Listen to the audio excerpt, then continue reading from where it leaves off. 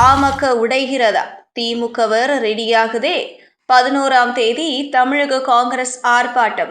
இது எதுக்கு தெரியுமா? கர்நாடகாவில் ஒரே ஒரு தொகுதியில் 40,000 போலி வாக்காளர் முகவரிகள் உள்ளதாக மக்களவை எதிர்க்கட்சித் தலைவர் ராகுல் காந்தி இன்று பகிரங்கமாக குற்றம் சாட்டியிருந்தார். அத்துடன் அதற்கான ஆதாரங்கள் தங்களிடம் இருப்பதாக கூறி அவற்றையும் ராகுல் வெளியிட்டுள்ளார். இந்த நிலையில் தேர்தல் ஆணையத்தை கண்டித்து தமிழக காங்கிரஸ் ஆர்ப்பாட்டத்தை அறிவித்திருக்கிறது. தமிழக அரசியல் பரபரத்து காணப்படுகிறது. கூட்டணி பேச்சுவார்த்தைகளையும் தாண்டி தங்களது தனித்தன்மையை நிரூபிக்கவும் கட்சியை வலுப்படுத்தவும் பல்வேறு நடவடிக்கைகளையும் அரசியல் கட்சிகள் மேற்கொண்டு வருகின்றன. அந்த வகையில் திமுகவும் தயாராகி வருகிறது. விஜய் தலைமையில் தாவேகவின் வருகை ஒருபுறம் எதிர்பார்ப்பை அதிகரித்திருந்தாலும் இரு பெரும் திராவிட கட்சிகளுக்கு இடையில்தான் போட்டி என்கிறார்கள். தமிழகத்தில் மீண்டும் திமுக ஆட்சி அமையும் என்று முதலமைச்சர் ஸ்டாலின் நம்பிக்கை தெரிவித்துள்ளார். இதையொட்டி கலைஞர் நினைவிடம் நோக்கி அமைதி பேரணி செல்வோம் என்று திமுகவினருக்கு அழைப்பு விடுத்துள்ளார். பாஜக அதிமுக இணைந்து போட்டியிட உள்ள சூழலில் எடப்பாடி பழனிசாமி சுற்றுப்பயணத்தை துவக்கி நடத்தி வருகிறார். செல்லும் இடமெல்லாம் திமுக அரசை கடுமையாக சாடி வருகிறார். பாமக என்ன முடிவெடுக்கும் என்று தெரியவில்லை. இன்று மாமல்லபுரத்தில் பாமக பொதுக்குழு கூட்டத்தை அன்புமணி நடத்துகிறார். இந்த பொதுக்குழுவுக்கு தடை விதிக்க வேண்டும் என ராமதாஸ் தரப்பில் வழக்கு தொடுக்கப்பட்டும் கூட அம்மனுவை தள்ளுபடி செய்ததுடன் பொதுக்குழுவுக்கு தடை விதிக்க கோரிய மனுவை தள்ளுபடி செய்து நீதிமன்றம் தீர்ப்பளித்தது.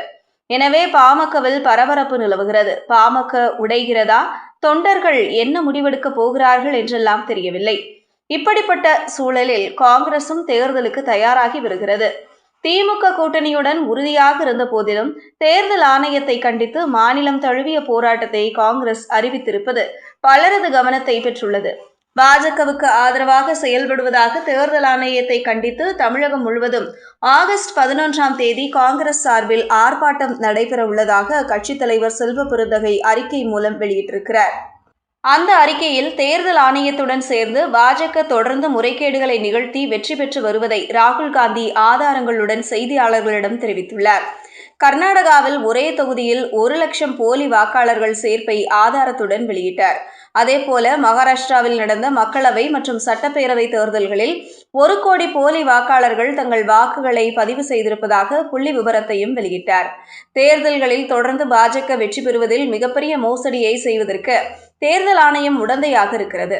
தேர்தல் ஆணையத்திற்கு எதிராக தலைவர் ராகுல் காந்தி கூறிய குற்றச்சாட்டுகளுக்கு தீர்வு கிடைக்கும் வரை ஜனநாயகத்தை காக்கும் போராட்டத்தில் இந்தியா கூட்டணி கட்சிகள் தொடர்ந்து குரல் கொடுக்கும். தேர்தல் ஆணைய முறைகேடுகளையும் பாஜகவுக்கு உடந்தையாக இருப்பதையும் கண்டித்து தமிழ்நாடு முழுவதும் அனைத்து மாவட்டங்களிலும் காங்கிரஸ் கட்சி சார்பில் வரும் ஆகஸ்ட் 11ஆம் தேதி ஆர்ப்பாட்டம் நடைபெறும்.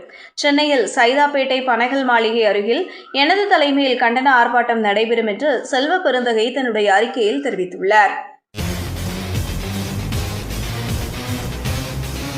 செய்திகளை உடனுக்குடனும் துல்லியமாகவும் தெரிந்து கொள்ள நியூஸ் 10 தமிழ் சேனலை பின்தொடருங்கள்.